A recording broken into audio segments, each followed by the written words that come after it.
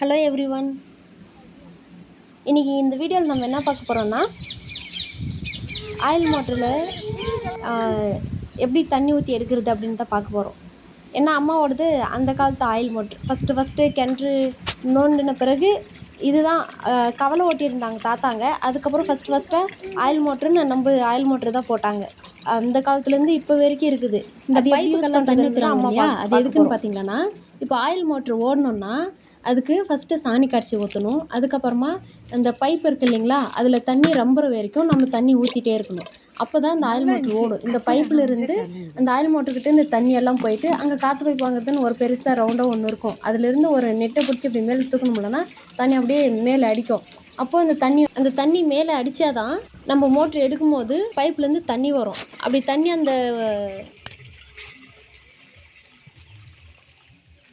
காற்று பைப்புலேருந்து வெளியே வரலைன்னா நம்ம மோட்ரு எடுத்தாலும் தண்ணி வராது இருக்கணும். இப்போ எங்கள் அம்மா பார்த்தீங்களன்னா ஃபஸ்ட்டு சாணி கரைச்சி ஊற்றுனாங்க. அதுக்கப்புறம் தண்ணி வந்து கிணத்தாண்ட எப்பவுமே நாங்கள் பானியில் ஒரு 5 பானியில் தண்ணி வச்சுருப்போம்.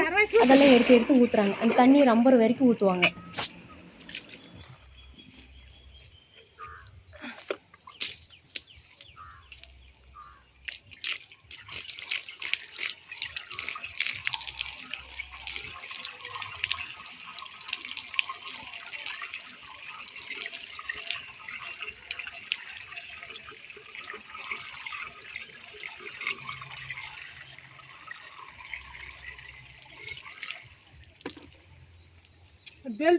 பெல்ட் மேல எல்லாம் உளிஞ்சினா காத்து ஊத்து. அண்ணா வந்து கீழே ஆயில் மோட்டரில் மண்ணெண்ணெய் ஊற்றிட்டு இருக்காரு. ஒன்று டீசல் ஊற்றலாம், இல்லைன்னா மண்ணெண்ணெய் ஊற்றலாம். அப்போ ஆயில் மோட்ரு அதில் தான் ஓடும். அதை தான் அம்மா பெல்ட் மேலே விழுந்துச்சுன்னா அந்த பெல்ட் வந்து எண்ணெய் ஊற்றுனதுனால இறங்கி அது வலிக்கு கீழே வந்துடும் இல்லைங்களா, அதனால் பார்த்து ஊற்று அப்படின்னு சொல்கிறாங்க.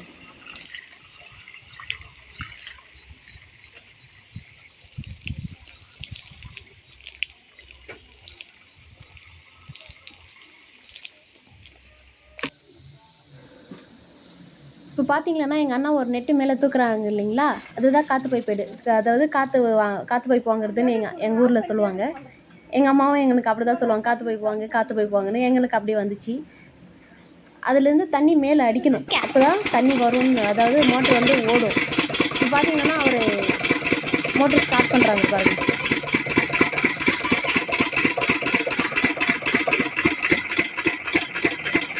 மோட்ரு ஏன் நிறுத்திட்டாங்கன்னா காற்று பைப்லேருந்து சரியாக தண்ணி வரல, அதனால பைப்பில் தண்ணி வரல.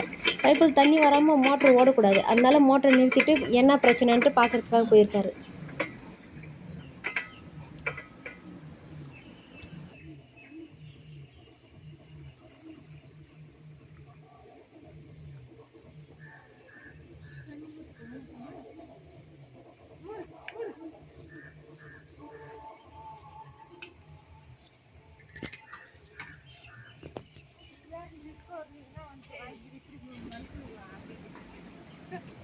காற்று பைப்பில் ஒழுங்காக தண்ணி வர்றதுனால அம்மா திருப்பி தண்ணி எடுத்து ஊற்றுறாங்க. இந்த தண்ணி ஊற்றுனது மொத்தம் இல்லாமல் தண்ணியெல்லாம் காலியாக போச்சு. அதனால அண்ணா என்ன பண்ணார், கீழே கிணத்துல இறங்கி மொண்டு கொடுத்தாரு. நாங்கள் பானையில் ரப்பி திருப்பி ஒரு 5 பானை தண்ணி ஊற்றணும். அதுக்கப்புறம் தண்ணி வந்து நல்லா பளிச்சுன்னு அடிச்சிச்சு, அதாவது ரொம்ப ஹைட்டாக அடிச்சிச்சு. அதுக்கப்புறம் திருப்பி மோட்டர் ஸ்டார்ட் பண்ணி ஓட்டினாங்க. அப்புறம் மோட்டர்லேருந்து தண்ணி வந்துச்சு, அதாவது பைப்லேருந்து தண்ணி வந்துச்சு. தண்ணி வரதான் எதிர ஆக்சிடென்ட் ஃபோன் காட்டுங்க.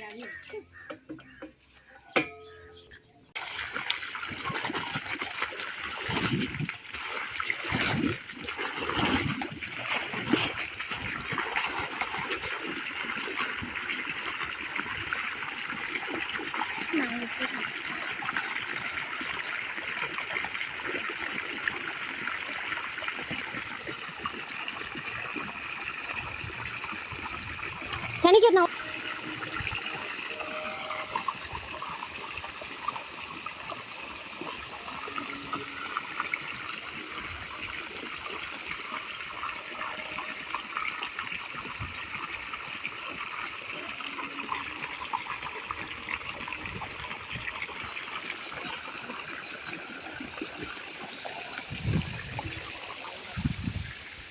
ஆமாம்.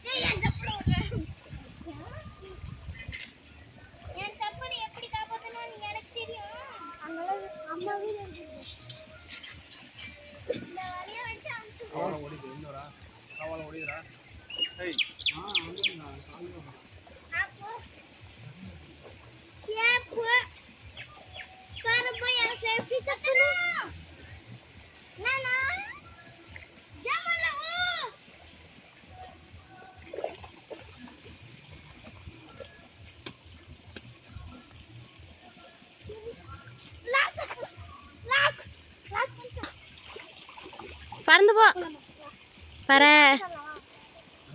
பறக்க மாட்டியா? என்னென்ன ஸ்ட்ராங்காக பிடிச்சிருக்க?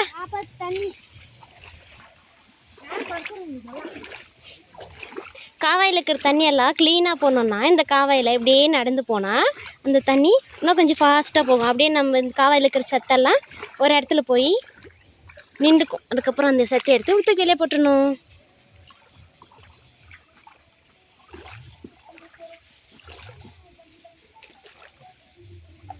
இந்த தண்ணிக்குள்ளே நடந்து போகும்போது அவ்வளோ ஜாலியாக இருக்கும்ல, சில்லுன்னு இருக்குது தண்ணி.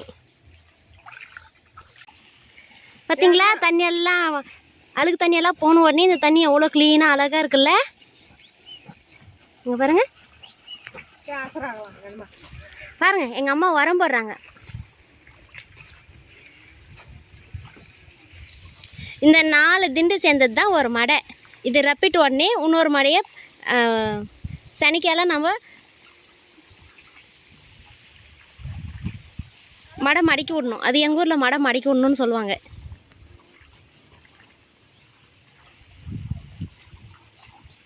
எங்கள் அண்ணா மடை மடக்கிறாரு, எங்கள் அம்மா உரம் போடுறாங்க. ஒரு மடை பாஞ்சிருச்சு.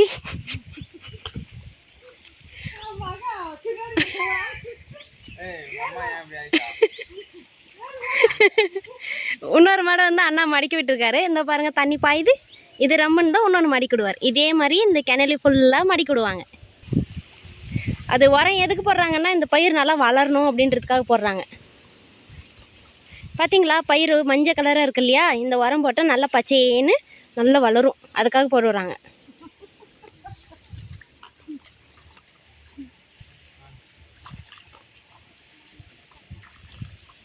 அப்புறம் நம்ம மாட்டு நண்பர்களெல்லாம் செம்மையாக சாப்பிடுவாங்க.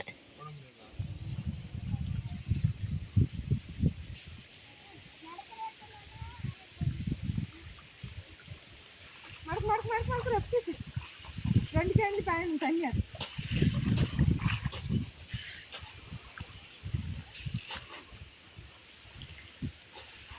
நல்லா காலை கோயிட்டு மறக்கப்பா. கோயிட்டு பின்னு உட்காந்து மண்ணான